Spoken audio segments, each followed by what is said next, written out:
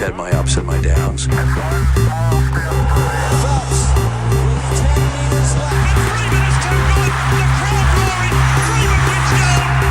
think it's an absolutely breakthrough experience.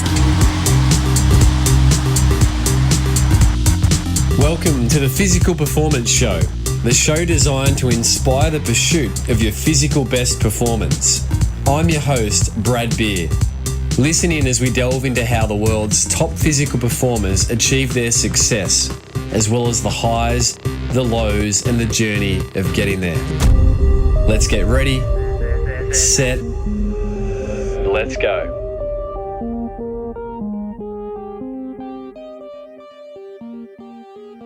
Welcome to the Physical Performance Show, brought to you by Endure IQ's long course triathlon online courses and Pogo Physio's online telehealth consultations. I'm Brad Beer, sports physiotherapist and exercise scientist by trade and training, and founder of Pogo Physio. Each week, we'll bring you the latest and greatest information and inspiration designed to help you perform at your physical best. And of course, we do this across a range of different episodes: expert editions, featured performers, interest editions, and coaches' corners. And on today's episode 245, I'll share with you none other than the acclaimed and dual-featured expert of the show, Dr. Shona Halson, on this Q&A around all things recovery science. Now, recently on the 24th of October 2020, the Physical Performance Show hosted a 3-hour live stream with Dr. Shona Halson, Recovery Essentials for Optimal Performance, where Dr. Shona took attendees through the practical how-tos, scientific whys, and some great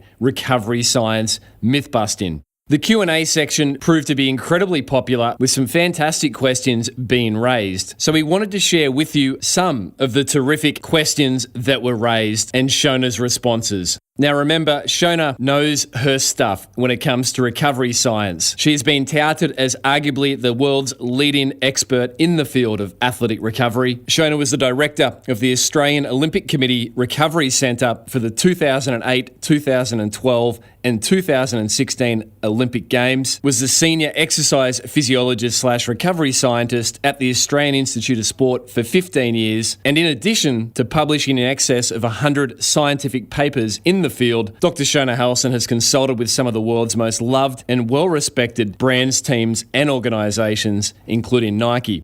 Now, the good news, if you missed the live stream, it is still accessible over at pogophysio.com.au/Dr. Shona Halson live stream for 49 Australian dollars, which includes a copy of notes for all the 4 modules: fundamentals of recovery, recovery periodization and adaptation, sleep science optimization, and recovery science mythbusters. So get ready with your pen and paper for the learnings on this expert edition as we share some of the live questions that came through during the webinar and Dr. Halson's responses on this expert edition, Recovery Science Q&A with Dr. Shona Halson.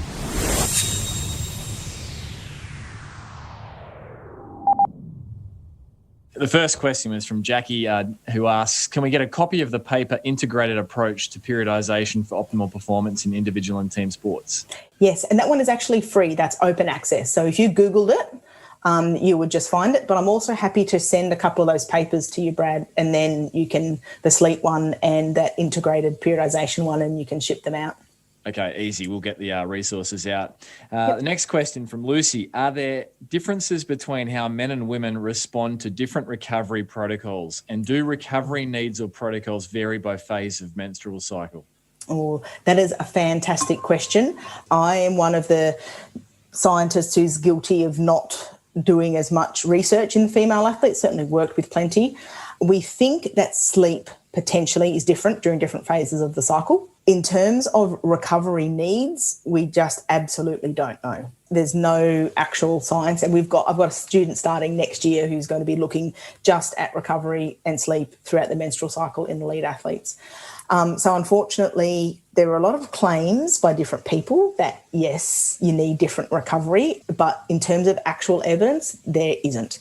Now, whether you're extrapolating based on temperature changes or, glycogen utilization or soreness, that might be different throughout the menstrual cycle, but of actual hardcore evidence, we just don't know yet. Lucy asks further, great discussion on the pros and cons of sleep devices. What does Shona think about pros and cons of home-based heart rate variability systems and of the heart rate variability concept? Look, I think heart rate variability, there's a couple of things to it. Heart rate variability during sleep potentially is more accurate. It is accurate, and it's used a lot in the medical world because it's actually a relatively controlled environment.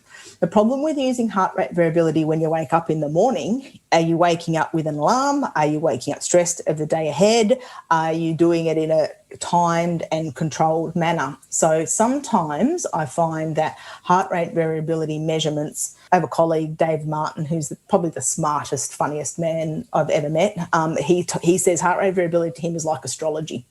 You can read into it what you want. However, I do think that sleeping heart rate variability has something. I just wouldn't maybe hang my hat on it as the thing that you make the majority of your decisions by. It can be something that helps guide you to look at, fatigue and changes, but I don't think it would be the single thing that I would make really big decisions on around any of the athletes that I work with. Question from Sue. Do you recommend napping? Does napping shorten your night's sleep? Can you give your thoughts on if to nap at all and when in the afternoon? Are there differences in female and male? And I get this question asked a lot, and every time I go why didn't I include that in the talk? But I'm glad someone has asked that question. Napping. So I did in the talk, I said that napping does stop that homeostatic drive to sleep. It reduces it. So yes, sleep has powerful potential to decrease the sleep at nighttime. So goals around napping is that it shouldn't interfere with nighttime sleep. So ideally, if you were to nap at, say, 2 till 3 in the afternoon, and you normally go to bed at 10 and you fall asleep at 10 and you sleep through, perfect. If you start napping and you're napping at 4 o'clock in the afternoon and then you try to fall asleep and you can't fall asleep, or you find that you're just not as getting quality sleep, it means your nap has interfered with your with your nighttime sleep. So yes, naps are good if you are sleep deprived. It's the only way to get over sleep deprivation is to sleep. You can't trick your body in any other way. So naps are good if you're sleep deprived. If you're not sleep deprived and you're napping because you're bored, or you think you probably should because it's probably good for you, and it messes up your nighttime sleep, then that's not what we want to do. The way that I think about it is, if you're sleep deprived, naps are amazing. If you're not sleep deprived, they can interfere with your nighttime sleep.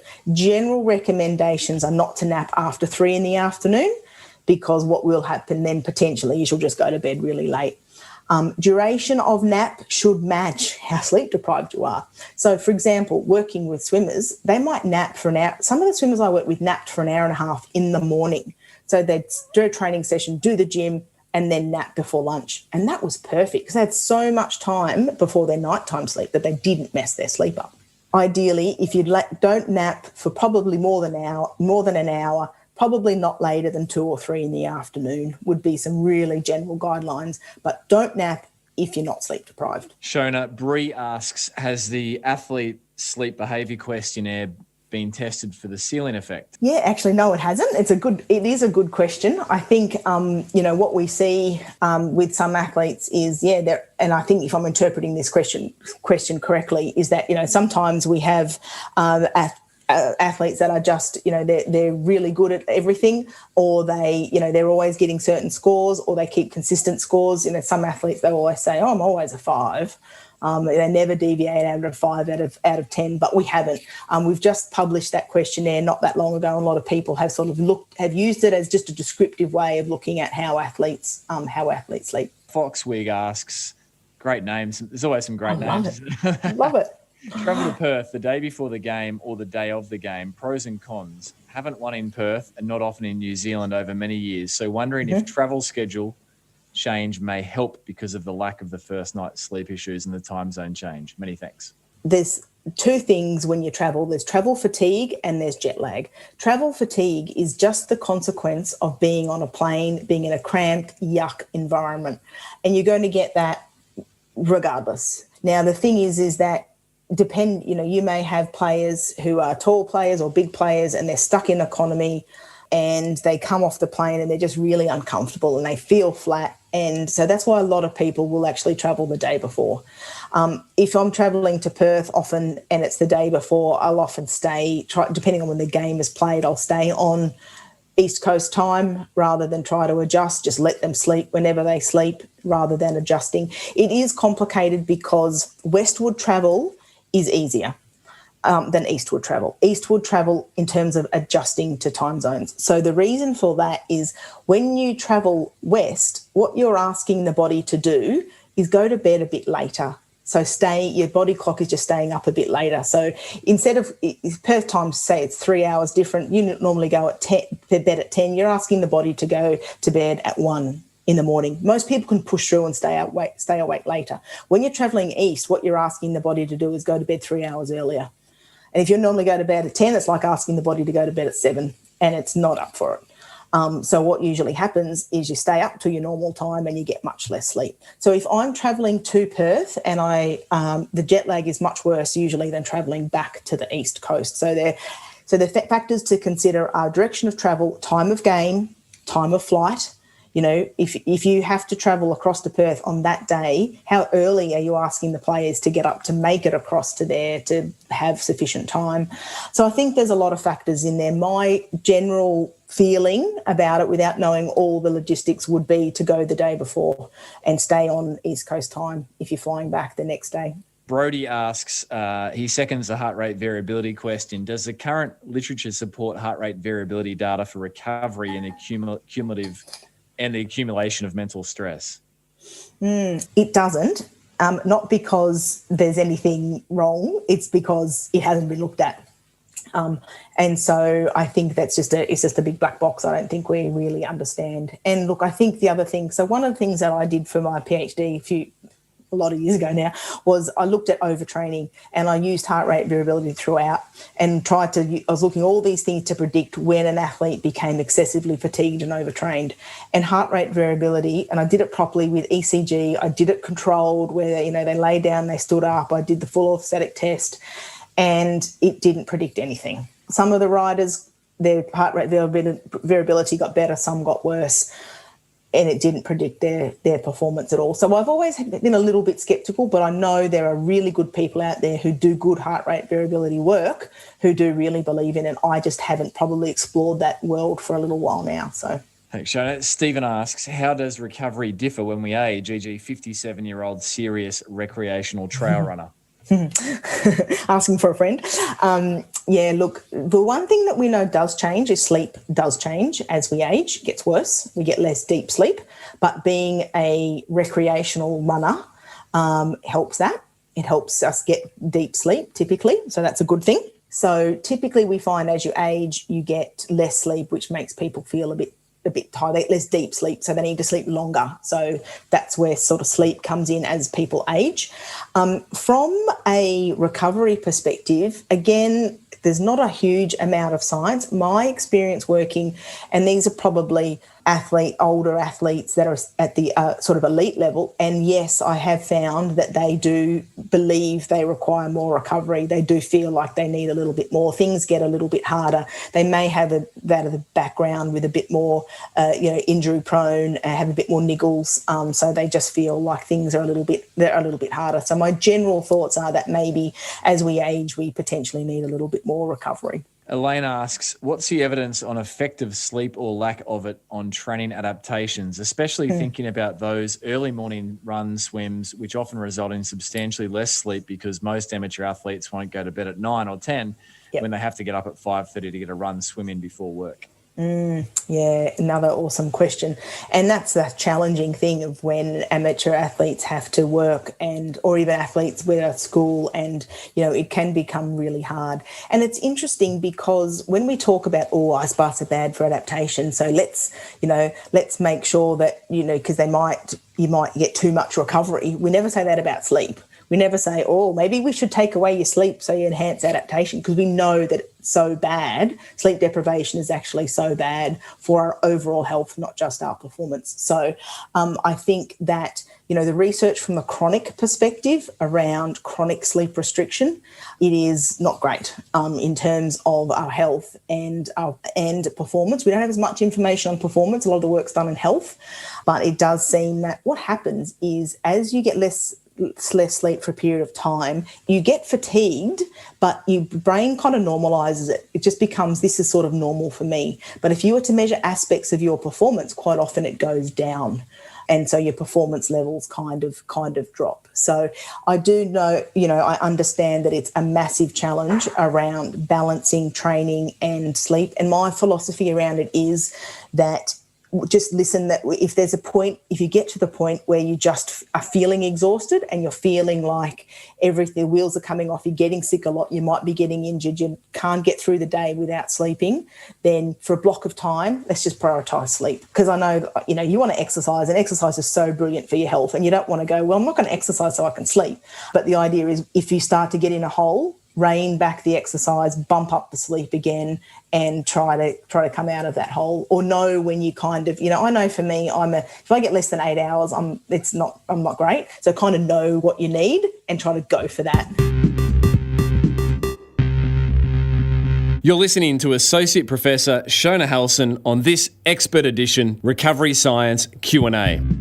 Support for today's show comes from Endure IQ. If you're ready to step up and take control of your training and performance goals, check out Endure IQ. Whether you're an athlete or coach, Endure IQ aims to empower you with the knowledge, tools, and the strategies to optimize your sport's performance. Founded by Dr. Dan Plews, who you may remember from episode 213, Expert Edition, where Dan shared around all things heat training and acclimation for the endurance athlete. And if you missed that episode, it is a must-listen-to episode for a bunch of learnings. Endure IQ brings you online courses in the practical application of low carbohydrate, high fat training fundamentals and heat strategies. To get you started, Endure IQ will gift you $25 towards your first Endure IQ purchase. Simply use the code BRADBEER, all in capitals, one word, at the checkout. Information is useful, but knowing how to use it is powerful. Endure IQ, hitting the sweet spot of performance, health and enjoyment. Visit endureiq.com.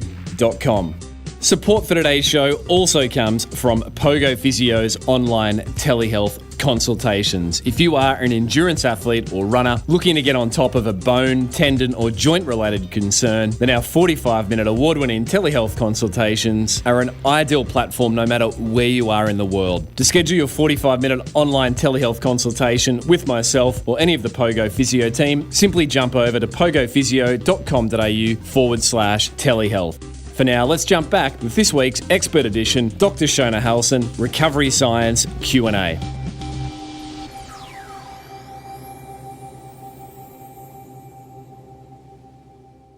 SSPC asks, how often or not do you just use simple elevation in your advice for athletes who strenuously load lower limbs in training competition? Yeah, it's an interesting one because I find a lot of athletes will just do it naturally. They just naturally lift, put their legs against the wall, lift their legs up. And a lot of people now also do it during sleep. So they'll have a pillow at their feet and put their ankles on the pillow at night. So it's funny, it's probably not something I recommend a lot. Not that I don't agree with it, but I just kind of find that athletes will sort of naturally do it. And I do think there's some benefits to it. And I think it does, it feels good when it's like compression. Sometimes those things that like sensory information from compression just helps block some of that pain information, and so just makes you feel good. And I think that's the elevation thing, makes you feel good, helps with some of the retention of fluid kind of thing. So thank you, Shona. Zach asks, on the subject of sleep, I've been using a Whoop to track sleep. Everything Shona covered seems to point to more sleep being better. Whoop tells me that I get all my deep sleep and REM sleep within the first 4 to 5 hours of sleep, then spend the rest of the night in light sleep. Is it still important to get 8+ hours, or is it really about quality? My first comment on that is I would get in trouble here, but I wouldn't pay a huge amount of attention to stages of sleep, particularly REM. It's not amazing at measuring that. In that instance, I'd be focusing on if you're getting the duration, that's what you need to do. And typically, naturally, what happens is sleep is almost biphasic anyway. You do tend to get more deep sleep at the start of the night and less at the end of the night, just naturally. We prioritise physical recovery, deep sleep early in the night, and then we prioritise brain recovery or light sleep at the end of the night. We need both. And so that's where, again, some of these devices just mess people up because they're like, I should be getting deep sleep all throughout the night. I'm like, no, that's not how sleep works. So one, I wouldn't pay a huge amount of attention to some of the REM and non-REM deep sleep metrics there, but just to know if you are still going to pay attention, you do get more deep sleep at the start of the night anyway and less towards the end of the night. Kate asks, Shona, is there any research on the effectiveness of devices such as the Compex, or what are your thoughts on using one of those and when? Again, I'm certainly not an expert in this particular area. The thing, I know some athletes that do like it. We did a study though, and we actually found it wasn't great for recovery. And I have seen a few athletes who probably messed it up a bit and cranked it up too high and got some serious DOMs. In some of the research that I've seen, as a pure recovery strategy, it may not be the best choice. And if you do like it, being very careful about not having sort of too much. Not cranking it up to the highest level. Mike James over in the UK asks, do you have any tips for the age group sub-elite athlete who are working shift workers for optimising recovery and complementing training with external factors, often dictating their structure of their day? Yeah, I'll try to be brief, but shift work is a challenge. And I worked with a very elite athlete, won a gold medal in Beijing, and he was a medical doctor, and he started doing shift work and didn't cope. Did it for a month and then fell in a hole. The learnings from that was shift work is very, very difficult because of that lack of routine. And so my advice, again, shift work is a whole other area of expertise, but my advice would be to take care of your sleep as the priority for as often as you can, and getting into routine when you can is important. I know it's super hard with shift work, so it's easy to say, harder to do, but I would be basing my exercise around my sleep rather than the other way around, just because we know that shift work is such a challenge to our sleep and our health. So, and again, same advice as the previous one, if you start to find yourself in a hole, back off. We want to do both. We want to train, we want to sleep, but there's times when you need to prioritise sleep over training on occasion. Thanks, Shona.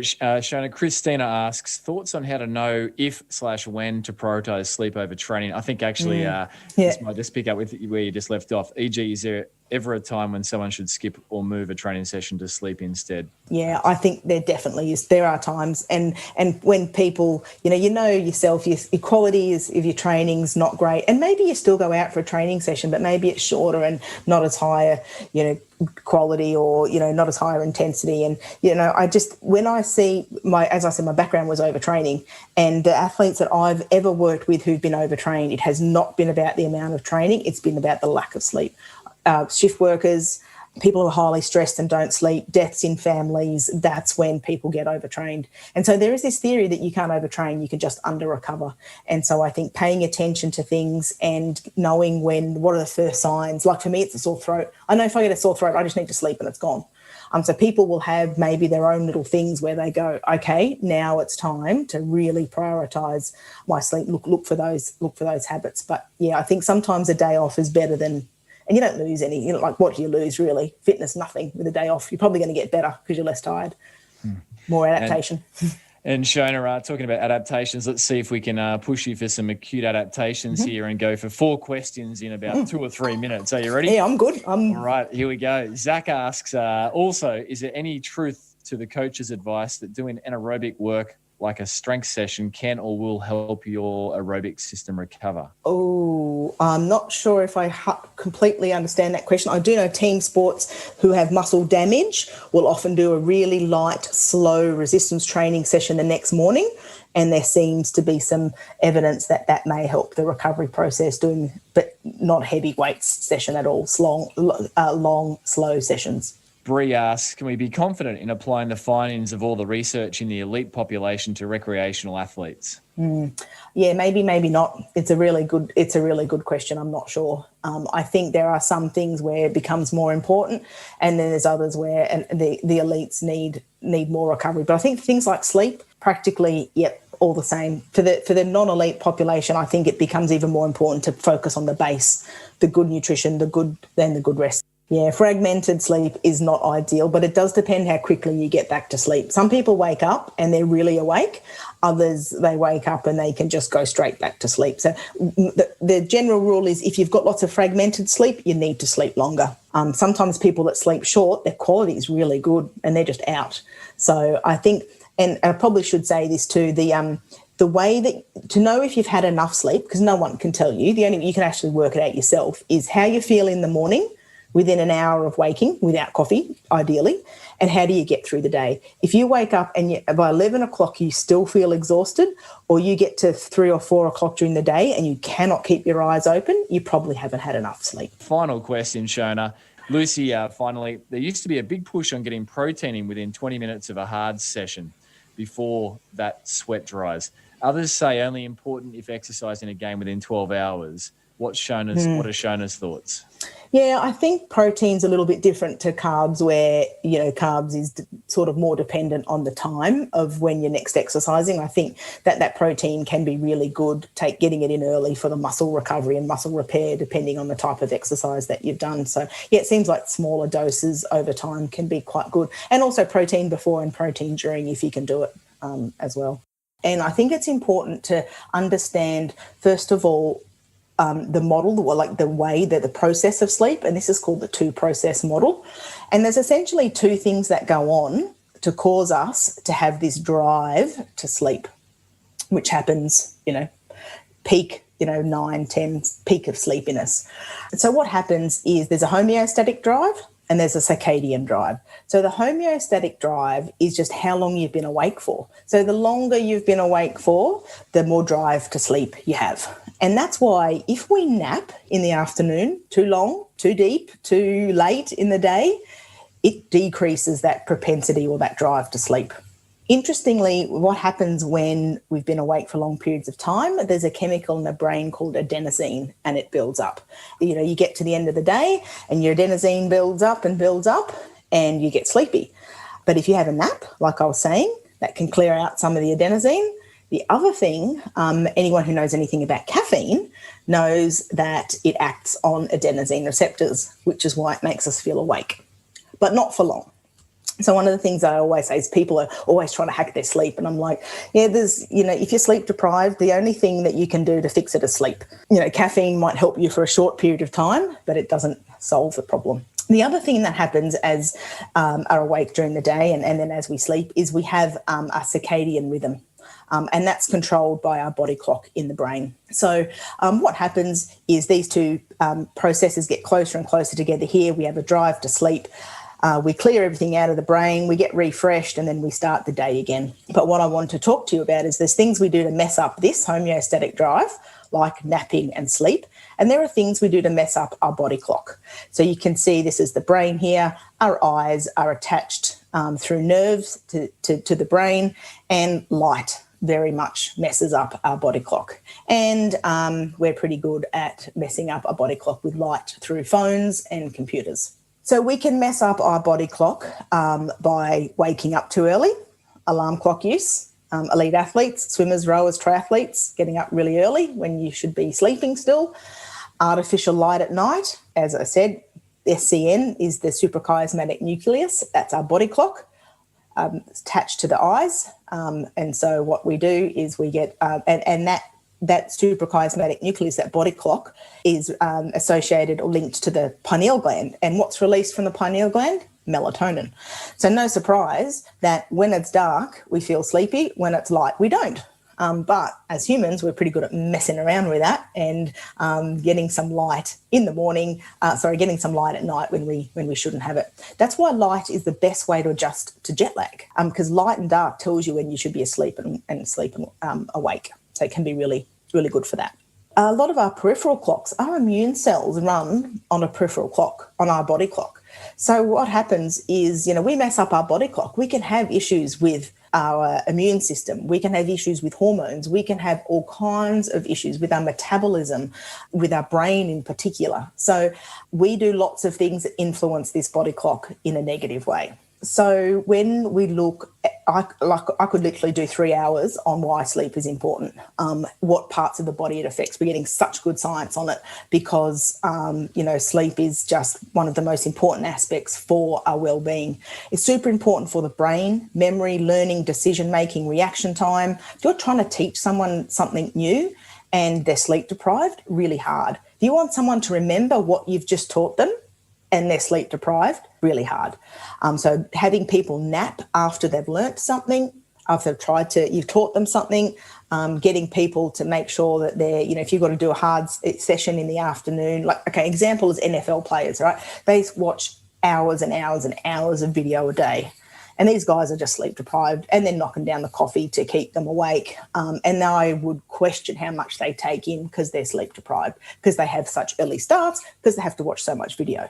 And I understand that it's a very technical game and they need to watch video and they need to learn things. But doing that in a sleep deprived state, not easy.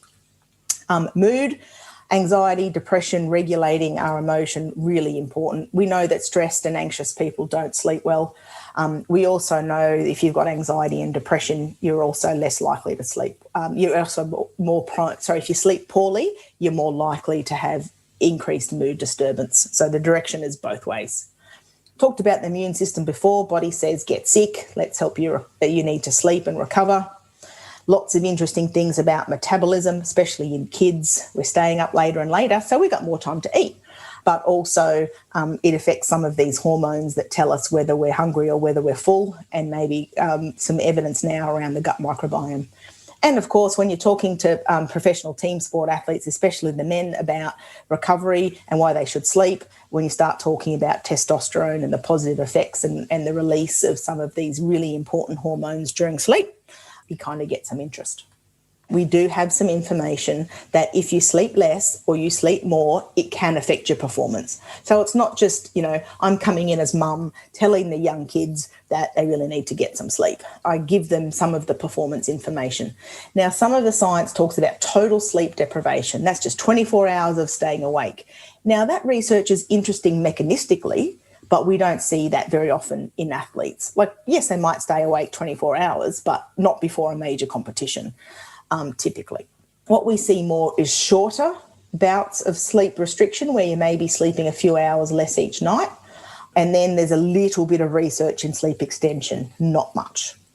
But what we know is that acute sleep restriction can have some effects, but not really. It's really where it gets chronic. It's really when you get more than 48 hours where you start to see an effect on performance. And sleep extension, you probably can't just increase your sleep by one night and think you're going to improve your performance. It's the chronic. It's where you've got an increase in the numbers of sleep for a reasonable amount of time where you see the good stuff happen. So there's evidence that if you sleep less, you perform poorer, and if you sleep more, you perform better. When it comes to why we perform poorer, it tends to be related to our perception of effort. What we tend to see is that, your VO2 and your heart rate doesn't change after a few nights of sleeping bad. What changes is your perception of effort. Everything feels harder. Everything feels worse. Everyone knows what it's like to be horrendously sleep deprived and trying to stay awake and concentrate. So that's where some of the issues lie. But you've got that information there if you want to go through and have a look. We've collected data over the years in some of our best athletes. These are team sport athletes, Olympic athletes. And we see that individual sport athletes probably sleep about 6.5 hours of sleep a night of sleep, and team sport athletes about 7.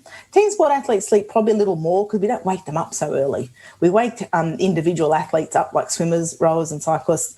In Australia anyway, we wake them up pretty early. So what we see is that athletes probably aren't sleeping as much as they should, and their quality is often a bit disturbed. So if you look at the data, most of our athletes are getting between 6 and 7 hours. You have the odd ones here, which are under 4, and very few getting more than 9 hours. And typically that's under 4 is team sport athletes who struggle to sleep after a game. Or it might be we wake them up really early in the morning because we don't want to pay for an extra night accommodation, and maybe that's legitimate because we don't have the money. But instead of sending them the night before or the afternoon before, we send them in the morning and get them up at 3 a.m. for a 6 o'clock flight. So lots of things that can interfere with an athlete's sleep. Lots of stuff. Lack of attention or priority on sleep, social media, stress and anxiety. I'd say talking to athletes, these are the top three that I see. Caffeine also, yes, I do see that. Alcohol is not good for sleep, unfortunately, decreases quality. Time of competition, if you're an athlete that's competing at night, or sometimes athletes compete at different times because of TV scheduling, that can be a problem. Early morning training times just are not good for sleep. You just can't get the duration you need. Intensified training, we often think that, athletes get tired when they train intensely, but often their sleep is more fragmented. It's like a stress response. So we think, they sleep like babies because they're grumpy. They're tired, but tiredness and sleepiness don't mean the same thing. You can be absolutely bone dead exhausted, but not be sleepy. And so that's why you can get these exhausted athletes that you think are going to sleep well, but their sleep can be really quite fragmented in hard training blocks. I'll hear athletes say sometimes too, high intensity, really hard, high intensity interval session later on in the afternoon or, close to dinner time, struggle to sleep. Of course, if you're sore or injured, that can be problematic. Your chronotype, so if you're an early morning person, more often than not, we see the problems with the late evening people. And you can imagine, we don't see many night owls who are swimmers because that's probably their idea of hell, having to get up that early. We see most of our athletes are early morning or neutral types. We see not many night owls, especially in team sports. Especially in individual sports. Adolescence, the body clock shifts back in adolescence. So they become more like a night owl. So that's why it's hard to wake them up in the morning. Their drive to sleep is more like 2 in the morning to 10 in the morning. Their body clock shifts back. And the interesting thing, they think that's because they're more susceptible to light. The body clock, as I said, light. And what do? Wow, let's give them phones and gaming and Fortnite and all kinds of stuff. So adolescence can be, and I think that's where we lose a lot of athletes in adolescence because everything's just, they're not adapting, they're not getting better, they're so exhausted because they've got school, they've got training, and it just all doesn't work together because their body clock is just shifted back. And so my advice always for coaches with adolescents, if you can, and you've got one session a day, make it an afternoon session, make it after school. They will be not ready to train first thing in the morning before school if you've got these young kids who are in an adolescent phase and their body clock shifted. Athletes with kids can be problems. One of a team that I've been recently working with, I won't name who it is, but a female team,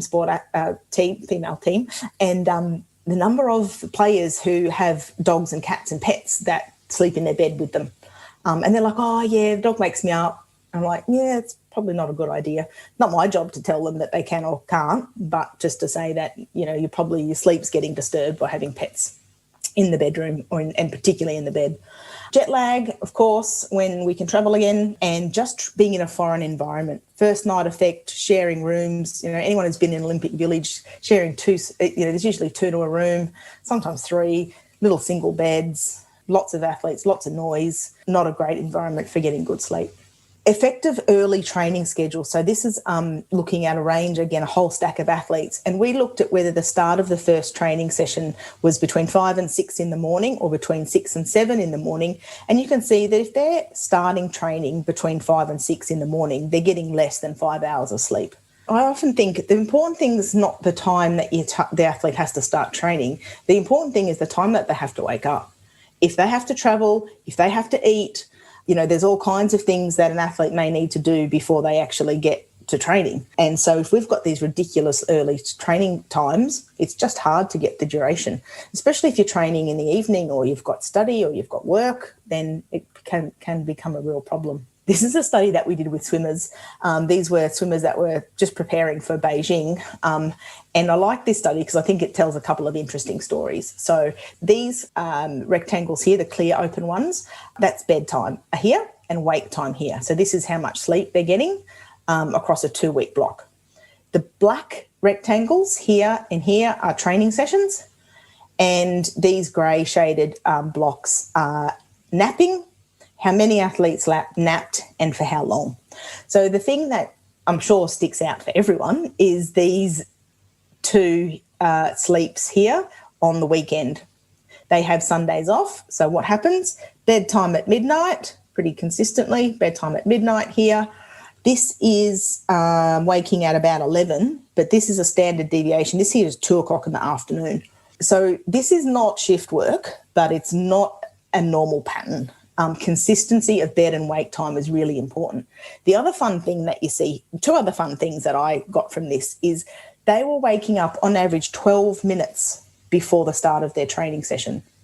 So it was Canberra. They either lived on site or lived very close. And so the coach would wonder, of course, they'd get onto pool deck and they're still asleep at 6 o'clock in the morning because they've woken up right beforehand.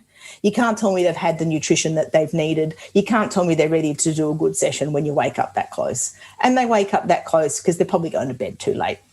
The other thing you see here on a Thursday, Friday, and here, the first day back after training, is a couple of swimmers slept in. So you can see here sleep creeps into training time. And that's because you get to a Thursday, they're just tired. You get to a Monday and they're all out of pattern. They're all out of whack because they've probably woken up on the Sunday at 2 in the afternoon. So you're not ready to sleep properly on the Sunday when you're homeostatic, that process we were talking about. You're not ready to sleep at 10 o'clock if you've woken up at 2 o'clock in the afternoon. So consistency, routine is king. And you wonder why swimmers don't sleep so well. That's part of the reason. Early starts and big sleep-ins.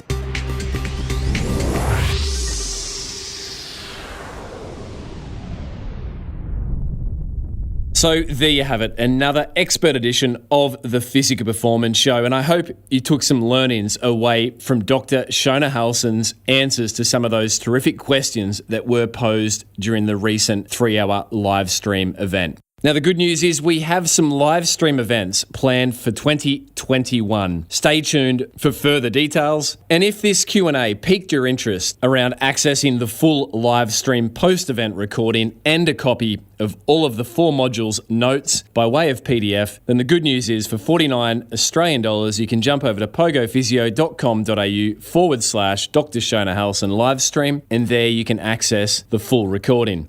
Remember, the modules were Fundamentals of Recovery, Recovery Periodization and Adaptation, Sleep Science Optimization, and Recovery Science Mythbusters. And that Mythbusters module was an absolute cracker. As I mentioned at the top of the show, I took notes on notes on notes that I'm still working through and looking to apply to my own training and physical pursuits. Speaking of that, I've signed up for my first Ironman triathlon, Cairns, in Australia in 2021. So I'm busy trying to put the many learnings from the 245 episodes to date into action. And if you'd like to follow the journey, you can find me over at Brad Beer on Strava. Now, talking about social, keep the podsies coming. They are terrific. That's a screenshot of the episode you're enjoying and tagging in the show at Physical Performance Show. We're also on Facebook, The Physical Performance Show, and we're really excited to have recently launched the Physical Performance Show's Learnings membership, where for just $5 per month, you can support the show's production, and in return, you can enjoy the upcoming live stream events and ongoing complimentary. To become a patron of the Physical Performance Show, just search for the Physical Performance Show Patreon, Patreon. Now, a massive thanks to this week's show sponsor, Endure IQ. If you are into long course triathlon or any endurance pursuit, check out the great offer from the Endure IQ team, $25 off any of their terrific online courses. Simply use the coupon code BRADBEER and jump over to endureiq.com. Massive thanks to the great folk who make this show possible each and every week. Daryl Misson, our audio engineer, Susan Wilkin on all things show administration, and Matthew Olding on all things show graphic design. Now, we are fast approaching the end of the year. However, we still have some great episodes coming to your earbuds before the close of the year. And next week, we jump over to a featured performer episode, and I'll share with you the story, the highs, lows, and learnings of Australian Olympic female cyclist Rachel Neylan. Rachel has a fantastic story, having become a physiotherapist before she then embarked on her professional cycling career. There's some great gems to be gleaned, and I know you'll take a lot from Rachel's sharings on next week's episode. Until then, keep pursuing your physical best performance. I'm Brad Beer, and this has been the Physical Performance Show.